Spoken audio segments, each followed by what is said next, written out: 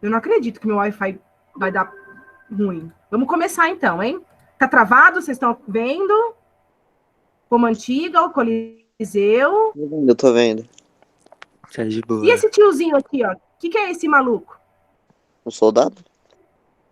Um soldado, um legionário romano. Um Por que que tribuno. então, né?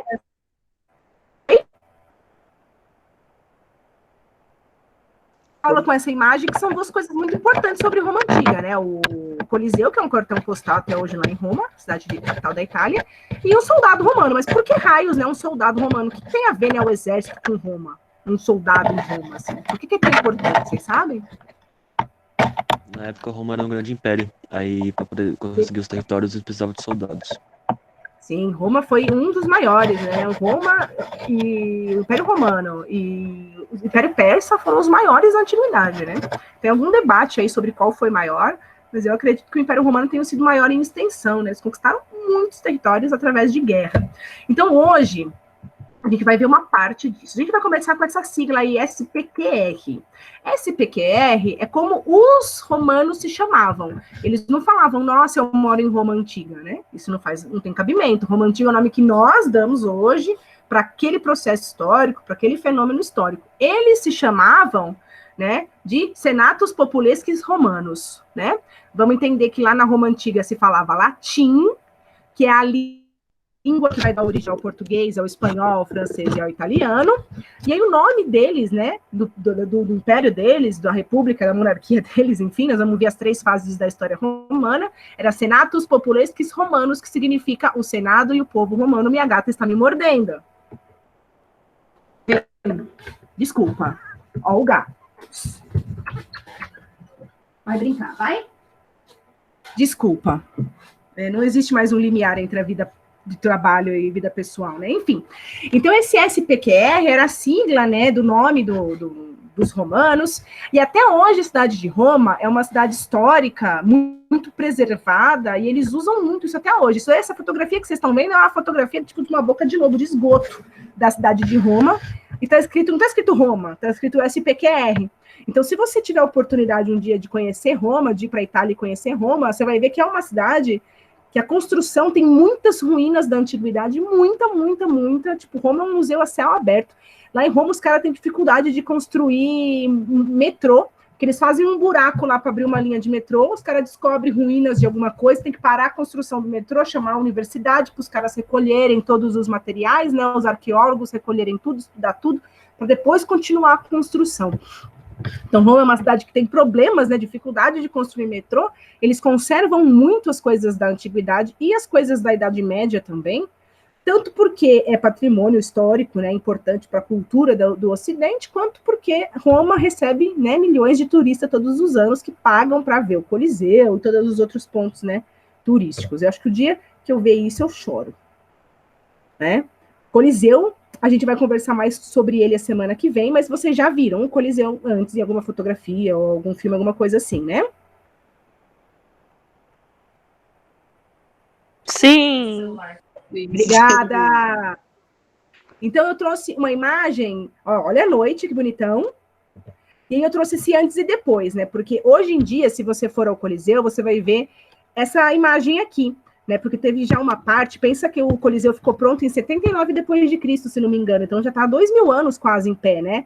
E teve guerras, né? A Itália participou da Segunda Guerra, enfim, guerras, chuva, vento, erosão, então caiu, né? Boa parte do Coliseu. Mas ele era do jeito que está aqui, né? Nessa imagem que foi feita através de computação gráfica, ele era todo, né? Ele tinha uma outra volta, né? Essa voltinha aqui da frente que está quebrada era completa, e dentro de cada arco tinha uma estátua, né? Tinha uma escultura. Os romanos, a arquitetura romana é muito marcada no arco, né? Os romanos, eles faziam colunas que nem os gregos, mas eles faziam muito arcos. E o arco é muito bom na arquitetura, né? Porque ele dá muita base de sustentação para você fazer construções grandiosas. Então, em tudo que você vê, você vai ver muito agora nas coisas romanas, arco. Muito desses arcos, né? Aí eu vou mostrar para vocês um pouquinho do Fórum Romano também, antes da gente começar a falar da de Roma. Na cidade de Roma, tem um lugar hoje que é preservado, eu vou mostrar para vocês as ruínas, que são as ruínas do Fórum Romano. Hoje a gente chama de fórum aquele lugar que a gente vai para dar entrada no divórcio, né? É o fórum. Mas Fórum Romano era o centro da cidade, né? É onde ficavam os principais prédios, os principais mercados, os templos, onde as pessoas iam para fazer as compras. Era o lugar mais movimentado lá da cidade de Roma. E aí eu trouxe algumas imagens de como era esse lugar, né? Algumas imagens de computação gráfica, e vou mostrar para vocês as ruínas, né? Então aqui tem uma outra imagem. Aqui você tem o arco acho que é o arco do Tito, se não me engano. Aliás, eu fiz uma escolinha, porque Roma, para mim, é uma coisa que eu preciso colar. Mas eu não anotei, mas se não me engano é o arco do Tito, desse do imperador. Eu vou mostrar depois a fotografia. Então, os imperadores tinham essa coisa, né? Os imperadores romanos mandavam construir arcos em homenagem a eles mesmos, né, para poder mostrar poder, né, para as pessoas saberem quem era o imperador. Então tinha esses grandes arcos. Aí aqui tem uma outra fotografia da parte de trás, né, vendo de trás para frente. Então tem os mercados, os templos. Isso são as ruínas disso aqui, que você tem que pagar para entrar e ver hoje em dia, que é o que sobrou do Fórum Romano. Tem algum elemento que você está vendo nessa foto que te parece estranha na antiguidade? Que te parece estranha para Roma antiga? Não. Não? E aquela igreja ali? Ué, é uma igreja. Na Roma antiga? Essa construção aí já é medieval, com certeza. Gente, vou fazer uma pergunta. Mesmo que você não seja cristão, talvez você saiba me responder essa pergunta. Quem foi que crucificou Jesus? Que povo crucificou Romanos, Jesus? judeus. Os próprios judeus. Os romanos? Ele foi crucificado pelos romanos. Porque ele ficava andando pelas ruas falando que só existia um Deus. Era uma ofensa aos deuses. Ele foi espancado pelos soldados romanos. Mas foi algo que foi decidido pelo próprio povo de Deus, né? Sim, foram judeus que fizeram com que ele fosse crucificado. Onde nasceu o cristianismo? Qual é o berço do cristianismo? Onde a religião cristã nasceu? Que eu saiba é Roma. Aí. Mas essa igreja, com certeza, eu não sei qual é essa igreja, mas com certeza essa igreja, ela é depois que o Império Romano adotou o cristianismo, porque quando o cristianismo, nós vamos falar disso semana que vem, quando o cristianismo nasce, os primeiros cristãos são perseguidos, porque você acredita num Deus só, isso era uma ofensa aos deuses do panteão greco-romano. Então, com certeza, essa construção... Aliás, se você quiser dar um rolê por Roma, faça como eu, entra no Google. Sabe quando você usa o Google Street View, que você escreve lá o nome da cidade, da rua, aí você pega o bonequinho e joga na rua, e aí você consegue andar pelas ruas? E aí você vai ver Roma. Roma é uma cidade muito diferente das outras, porque ela é uma cidade cheia de ruínas, cheia de construção da antiguidade e da Idade Média. Então é uma cidade muito oposta àquelas cidades que a gente está acostumado a ver em filme, cidade americana, sabe? Tudo moderno. Ou então quando você vê aqueles prédios de Dubai, tudo moderno, cheio de vidro. Isso não existe em Roma. Roma é uma cidade muito preservada nesse sentido, assim, as construções da Idade Média e da Antiguidade. Aí tem uma outra fotografia aqui do Fórum Romano, só que do outro ponto de vista. Olha o que sobrou. Esse aqui é o arco que eu comentei com vocês, o arco do Tito, que está lá, praticamente intacto. E não é só que eles construíram um arco, esse arco é todo trabalhado, todo detalhado, talhado. Aqui em cima, que a foto tá um lixo, né? Que a foto era pequenininha, eu aumentei e ficou essa porcaria. Mas aqui em cima é toda cheia de desenhos, né? Em alto relevo, é bem bonito. Muito bem, bem didático. Onde fica Roma? Na Itália. Então foi aí que começou a civilização romana. Para ser mais específica, nessas pequenas cidadezinhas aí, né, que hoje é a capital da Itália e foi o berço da civilização romana na antiguidade. Os romanos foram grandes conquistadores, né? Então, esse mapa que você está vendo aqui são todas as áreas que os romanos conseguiram conquistar.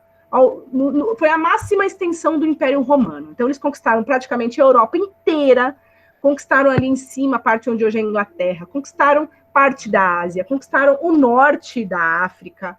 Então, os caras conquistaram muita coisa.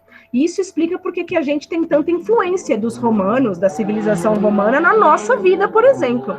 Se você falar português hoje, o português é uma língua que se formou na Idade Média, mas ela veio do latim, que era a língua oficial do Império Romano, porque Roma conquistou as áreas onde hoje é Portugal, conquistou as áreas onde hoje é a Espanha, e aí a língua deles se tornou a língua falada.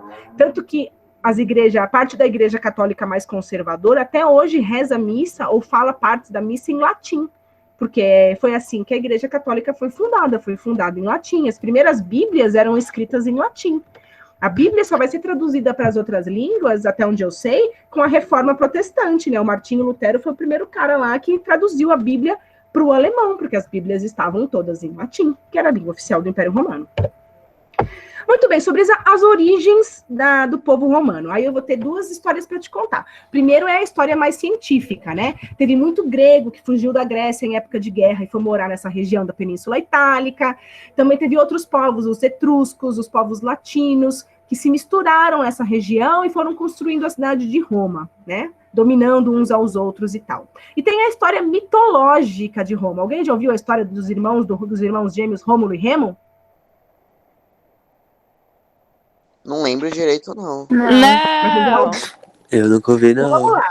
A história, eu até fiz uma colinha aqui, porque é um nome muito bizarro, né? Tinha uma cidadezinha chamada Alba Longa, e lá tinha um rei chamado Nubitor, né? Esse rei Nubitor, ele vai lá e ele faz a sobrinha dele, a Régia Sílvia, se tornar uma sacerdotisa virgem intacta, vamos dizer assim. Só que aí o deus Marte, aí você vê como a mitologia permeava toda a vida desses caras e eles contavam as origens deles através da mitologia. O deus Marte, que é o deus da guerra para os romanos, engravidou a Régia Sílvia. E aí o rei de Alba Longa, com muita raiva, ele decide punir a menina, claro, porque sempre a mulher que é punida. E aí ele toma os filhos dela e joga os filhos dela, os filhos gêmeos, numa cesta e joga no rio. Só que aí, por um milagre, a cesta fica presa numa parte do rio, uma loba acha os meninos e amamenta os meninos e salva a vida deles. Por isso que você está vendo essa estátua. Isso daí é uma estátua da época lá da Roma Antiga, tem muitas referências disso, porque os romanos contavam as origens deles dessa maneira, né? Nós somos descendentes de Rômulo e Remo. Remo não, já vou explicar por quê.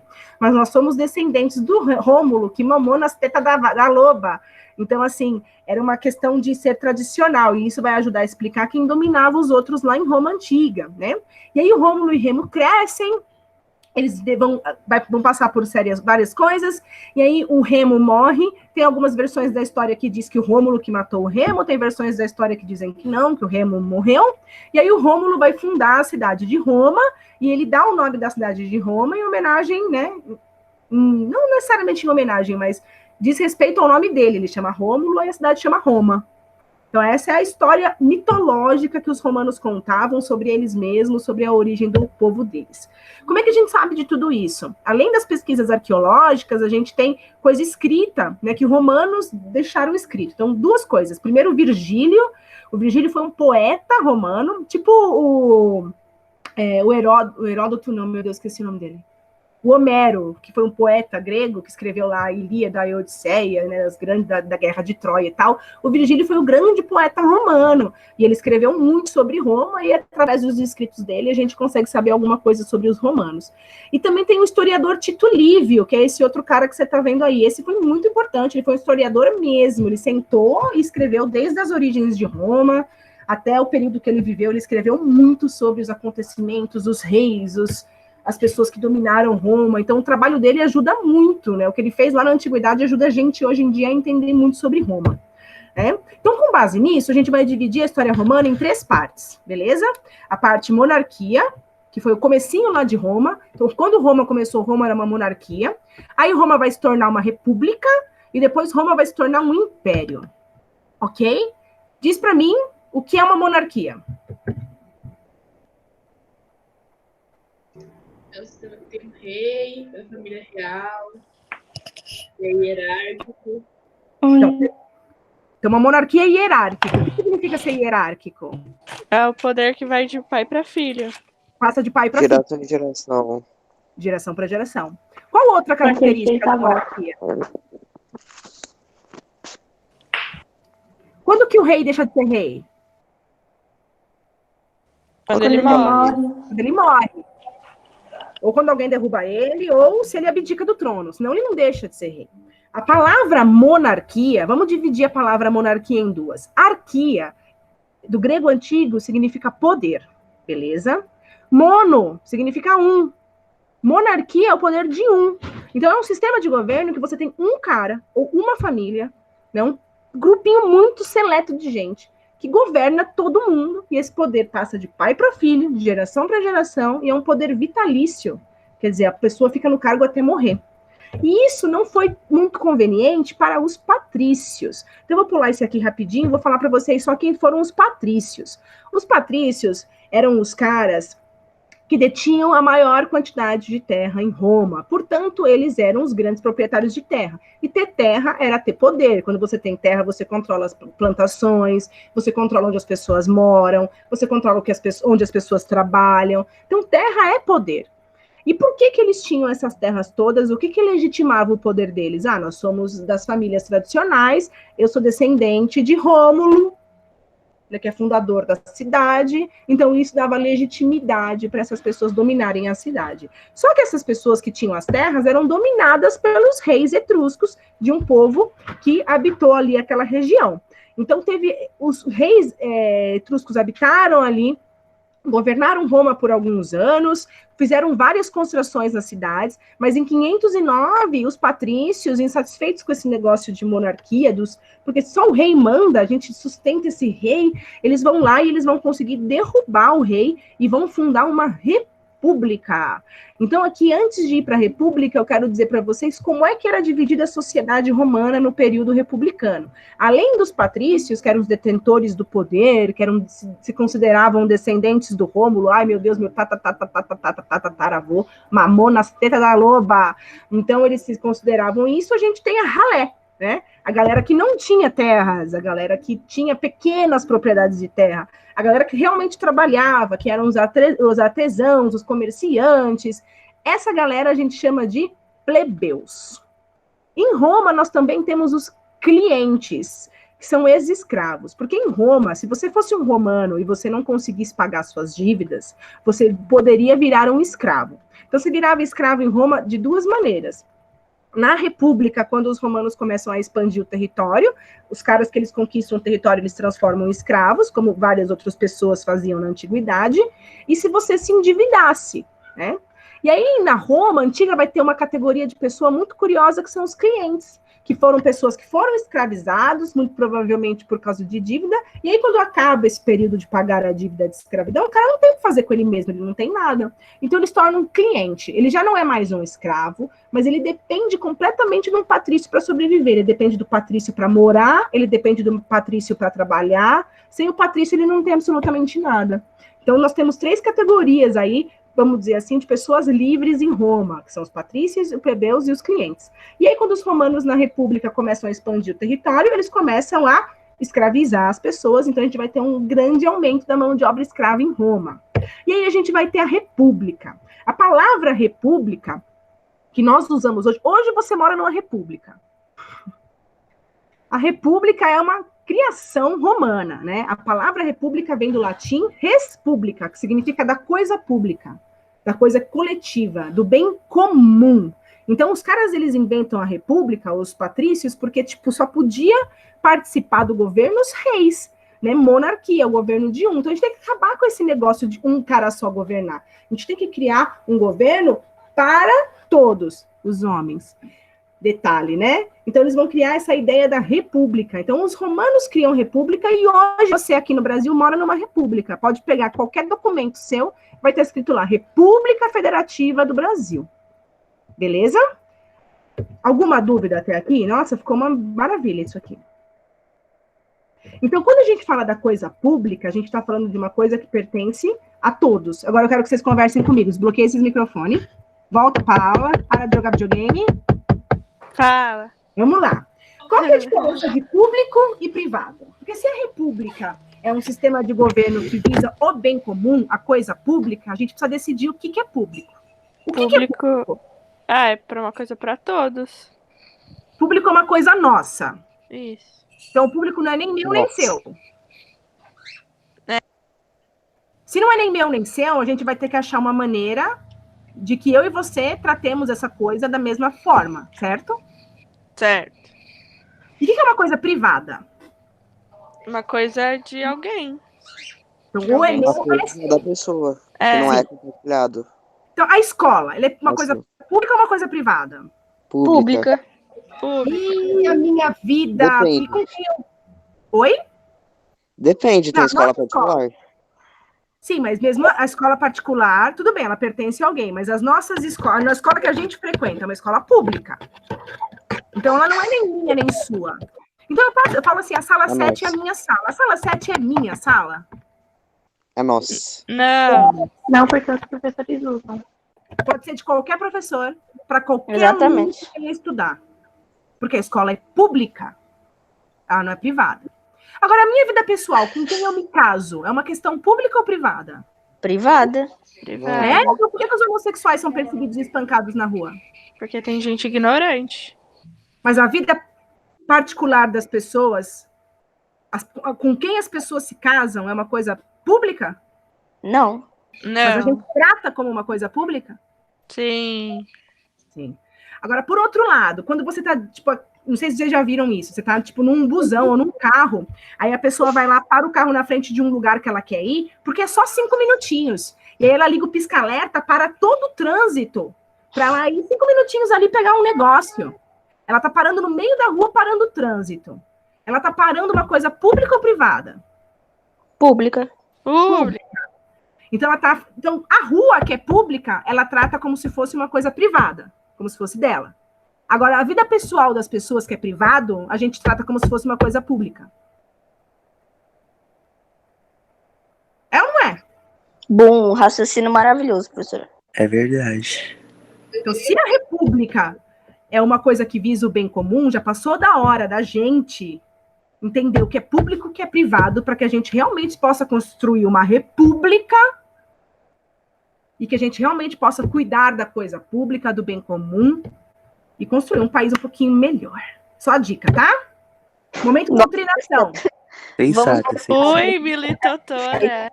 Momento de doutrinação. Pronto, agora vocês estão doutrinados. Agora já fiz o jus ao pagamento que a Venezuela depõe no meu dinheiro todo mês. Põe na minha conta todo mês. Que eu sou patrocinada. Eu voto na Crita, hein? Pelo amor de Deus, não fala uma coisa dessa. Quem vota? Quem vota?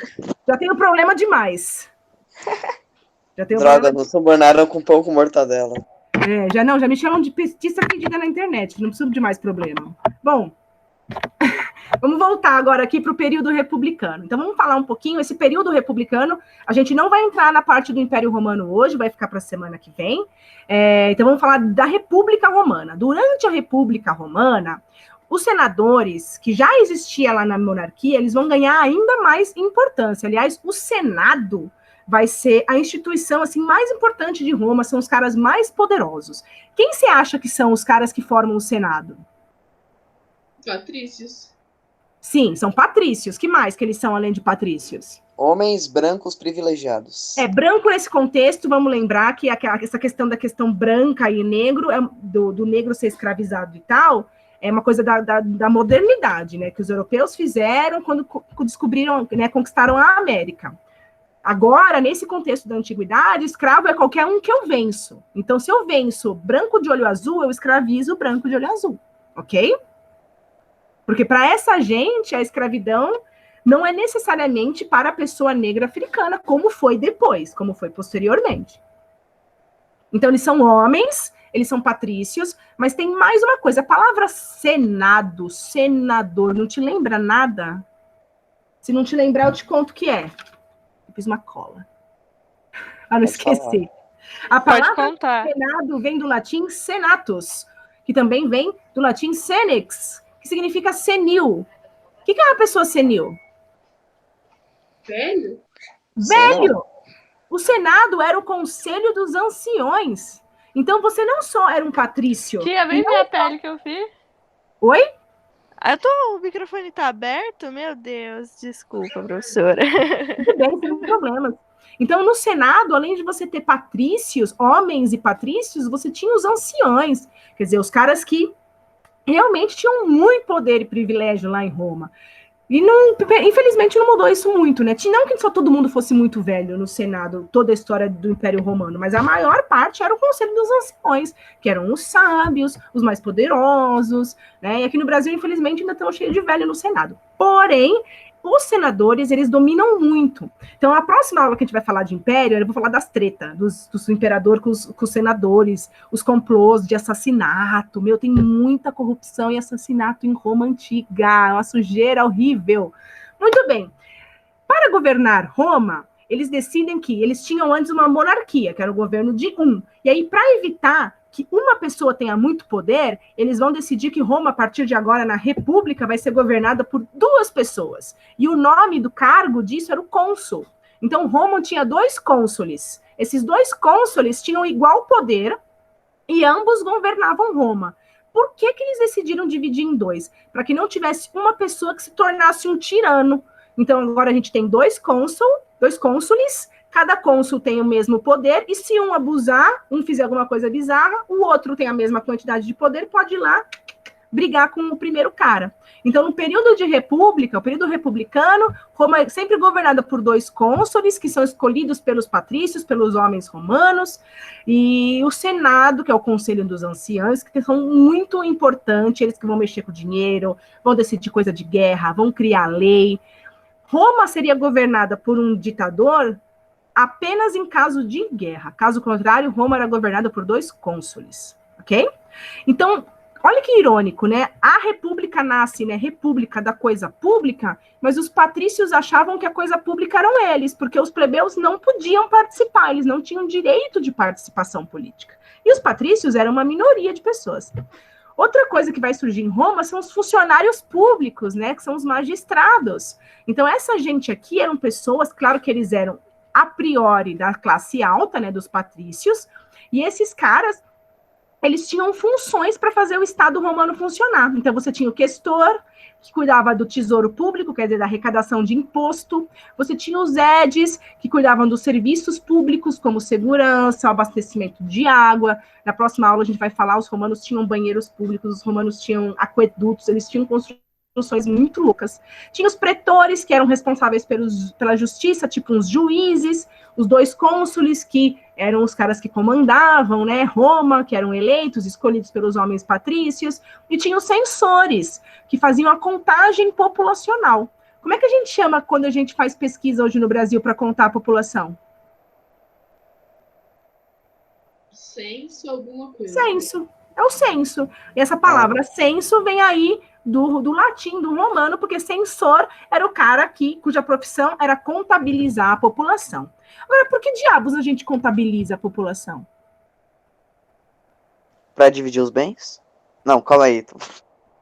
Comunismo Porque ainda se não for chegou. dividir os bens, ninguém dividiu comigo, não me contaram. Comunismo ainda não chegou. Ah, é para ter um controle, não é? Você tem um controle sobre a população, tanto para você saber o que precisa ser feito. Então, se eu tenho um controle sobre a população, eu sei quantas crianças existem e quantas escolas eu vou precisar funcionando. E também para eu saber quanto de imposto eu tenho para arrecadar. Então, controlar a população é muito importante. Então, na República Romana, a gente tem o Senado, que é o principal órgão de administração, que fiscaliza tudo, cuida dos assuntos internos, cria leis, e a gente tem assembleias, que também são homens, sempre homens romanos, e até então patrícios, que vão se reunir. Aí você tem a Assembleia Centurial, que cuida dos assuntos de guerra, a Assembleia Curial, que cuida de assuntos religiosos, e a Assembleia Tribal, que aprova ou rejeita propostas de leis que vêm dos outros magistrados. Muito bem. Aí, os romanos, eles vão dominar aí toda essa parte que vocês estão vendo de vermelhinho, onde está a Itália, né? Então, você tem a Itália, Sicília, que é essa ilhazinha, Córcega e Cerdenha, que são essas ilhas que já tinham sido dominadas pelos romanos. E aí, os romanos, durante o período da República, vão começar a expandir o território e vão dominar o norte da África. O norte da África era habitado pelos cartaginenses, né? Eles viviam em Cartago. Só que os romanos chamavam essa gente de púnicos, os púnicos. Então, essas guerras de conquista dos romanos ao norte da África ficaram conhecidas como guerras púnicas. A gente vai ter 3 guerras púnicas num período de 100 anos, e esse é o território aí que em 100 anos os romanos já conquistam, no norte da África e lá na Península Ibérica, onde hoje é a Espanha e Portugal, os romanos já conquistam ali na época da República Romana. E aí você concorda que eles expandiram o território? Quando a gente expande o território, essa expansão, tudo na vida tem uma consequência. Esse expansionismo romano vai ter uma consequência inicial para a população de Roma, porque com o aumento da mão de obra escrava, eles são meio que substituídos, né? E a principal dificuldade disso é que, assim, os plebeus eram os caras que iam para a guerra, eles que eram convocados pelo exército romano para ir para a guerra. Então, olha a situação dos caras. Eles não tinham participação política. Aí os patrícios não iam para a guerra. Os patrícios convocavam os plebeus para ir para a guerra em nome de Roma para conquistar mais território. Aí o plebeu ficava afastado meses, às vezes anos em guerra. Porque naquela época, gente, você não vai para a guerra de aviãozinho, né? Naquela época os caras andavam os territórios, conquistavam territórios. Então as guerras demoravam anos ali para acontecer. Então o cara ficava anos afastado de casa. E esses anos que eles ficavam afastados de casa, se eles estão afastados de casa, eles não podiam estar na terra deles trabalhando.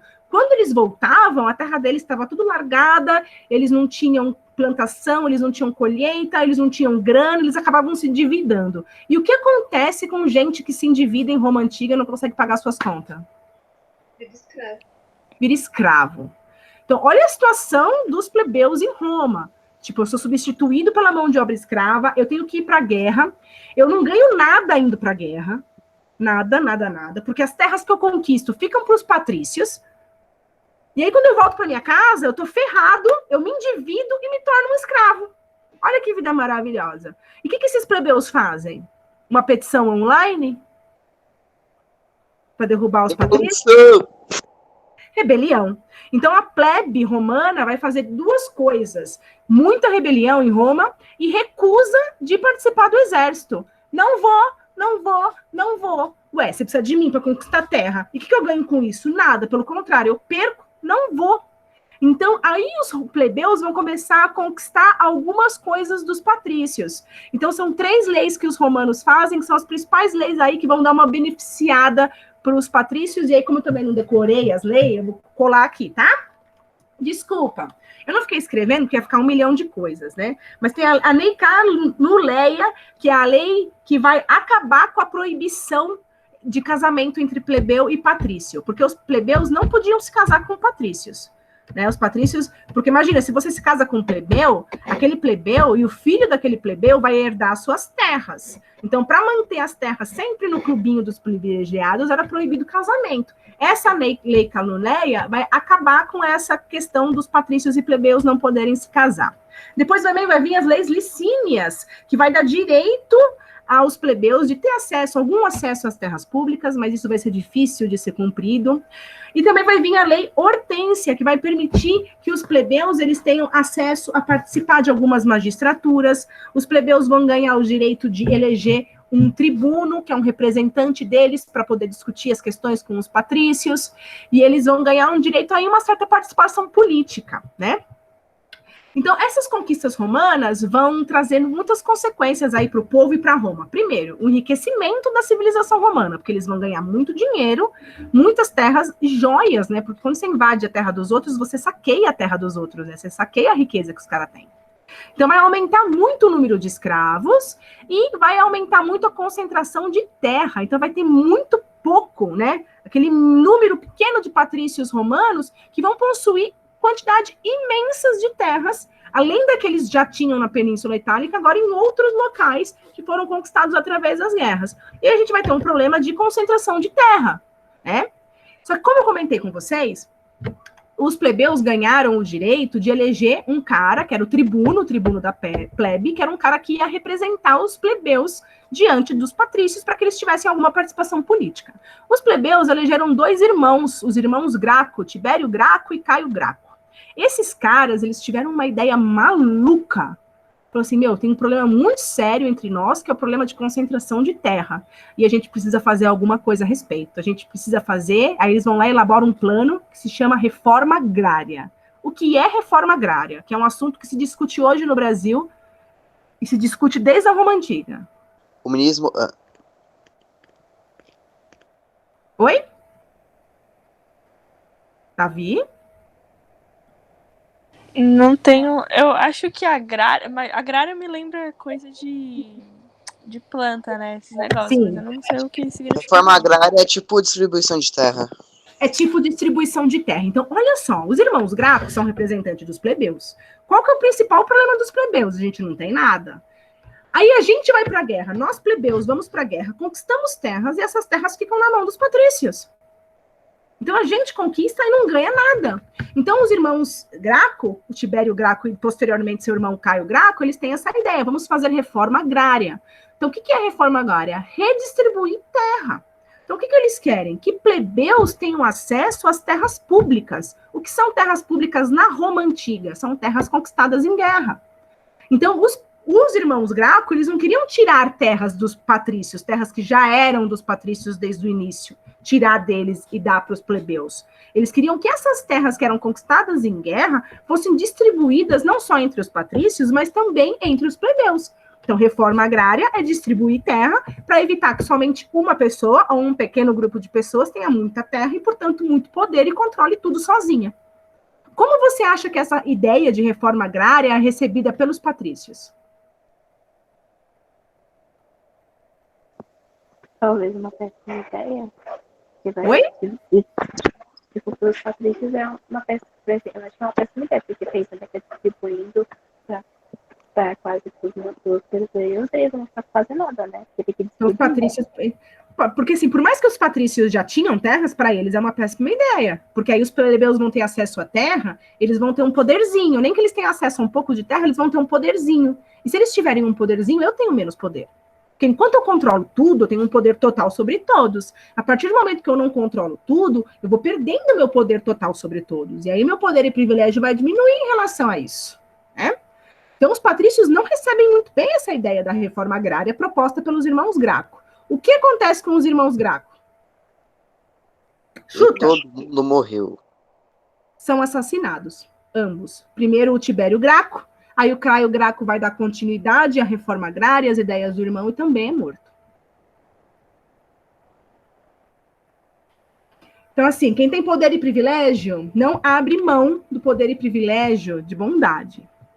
Fica a dica. Para encerrar a aula de hoje, vamos falar sobre reforma agrária no Brasil, porque eu não sei se vocês já repararam, se vocês assistem jornal, mas a reforma agrária é uma questão no nosso país hoje, né? O Brasil é um dos países que mais tem concentração de terra no mundo. O que isso significa? Que nós temos poucas pessoas no país.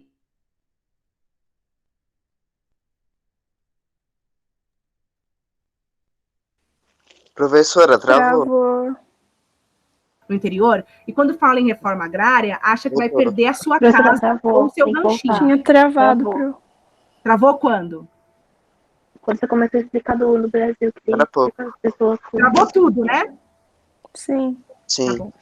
Então, assim, eu estava dizendo que aqui no Brasil, a gente tem algumas poucas famílias que são donas de muitas terras, que são os grandes latifundiários. É aqueles caras que têm aquelas fazendas de, sei lá, inúmeros hectares, lá no Mato Grosso, nas regiões onde mais tem fazenda, no Rio Grande do Sul. E muitas dessas pessoas são pessoas que herdaram terras, né? Aqui no Brasil, a gente tem um problema de concentração de terra que vem desde o início da colonização. Tem muita gente que, da época da escravidão ainda, teve muita terra, muito escravo, e passou essas terras para frente. Como é o caso, por exemplo, do nosso governador João Dória, né? O João Trabalhador não trabalhou a vida inteira dele o que você vai trabalhar um dia. Porque o João Dória é herdeiro, né? A família dele tem terras desde a época da escravidão, que foi passada, e ele tem essas terras hoje. Então, essas pessoas concentram muitas terras desde muito tempo. E essas terras aí foram conquistadas, vamos dizer assim, sobre as terras indígenas, à custa de trabalho escravo. Então, aqui no Brasil, hoje, na nossa Constituição de 1988, que é a Constituição vigente, existe na nossa lei que, sim, o Brasil tem que ter uma reforma agrária, que não pode haver concentração de terra absurda na mão de pouca gente, enquanto tanta gente no Brasil não tem onde morar, não tem onde trabalhar, não tem o que comer. Então, eu trouxe para vocês aí a lei, né, o artigo 184 da Constituição Federal, que fala o que é a reforma agrária. Porque quando a gente fala em reforma agrária no Brasil, também, além das fake news, tem a questão das pessoas não conhecerem a lei, né, não conhecerem de fato a reforma agrária. Então, tem gente que é contra a reforma agrária porque acha que o MST, o Movimento do Sem Terra, vão invadir a casa delas. E não é assim, isso não é reforma agrária. Então, olha o que a lei diz. Então, fala que compete à União, que compete ao país, desapropriar por interesse social para fins de reforma agrária o imóvel rural que não esteja cumprindo sua função social. Ou seja, terras... O que é função social? Vocês imaginam o que é função social? Não tá servindo para nada. Isso, são terras improdutivas. Então, tem um monte de gente no Brasil que tem terra e não faz absolutamente nada com elas. São terras que estão paradas, são terras improdutivas. Então, segundo a lei do nosso país, essas terras enormes que nós temos no país, que são improdutivas, que não cumprem sua função social, é da obrigação do governo federal tomar do proprietário e distribuir para quem não tem terra no Brasil. Então, a reforma agrária e o movimento do sem-teto e o movimento do sem-terra jamais vão invadir a sua casa, porque a sua casa cumpre a função social, que é morar você e sua família dentro. O movimento do sem terra e sem teto jamais vão ocupar, né, a fazendinha do seu tio, a sua casa na praia, porque ela é sua propriedade privada, ela não é um imóvel rural desocupado. Vocês estão entendendo? Vocês não vão crescer com medo do movimento do sem terra, né? Eles não vão invadir sua casa. Se invadir sua casa, você pode chamar a polícia, que isso aí é crime, eles vão preso. Tá bom? Queria que meus pais estivessem aqui para ouvir essa parte da aula. Ai, vou pôr na internet, meu Deus, ainda bem que eles não assistem meu canal. Muito bem. Só que no nosso país hoje, nós cumprimos a lei? O governo federal desapropria terras improdutivas para repassar para as pessoas que não têm terra? Acho que não. Não. Então, assim, a gente tem uma lei que diz que tem que fazer e nós não fazemos. Porque os fazendeiros no Brasil, os latifundiários, são pessoas que têm muito poder, muito dinheiro, e elas meio que controlam, né, a política. Aliás, tem um monte de senador e deputado no Brasil que é proprietário de terra. Você acha que esse cara vai aprovar uma lei ou vai permitir que as terras deles sejam desapropriadas? Não. Então, a gente tem um sério problema no Brasil, que é a concentração de terra, que é um problema que os caras tinham lá em Roma e a gente tem aqui também. Atenção, tá? A reforma agrária lá em Roma consistia na distribuição de terras públicas, terras conquistadas através da guerra. Aqui no Brasil é diferente. Aqui no Brasil a reforma agrária consiste em de redistribuir terras de latifúndios improdutivos, ou seja, de terras rurais, que não cumprem a sua função social, ou seja, que não servem para nada, que não geram nenhuma riqueza no país. Dá para entender a diferença de uma coisa e outra? Sim. Sim. Beleza, gente bonita. Terminou a doutrinação agora.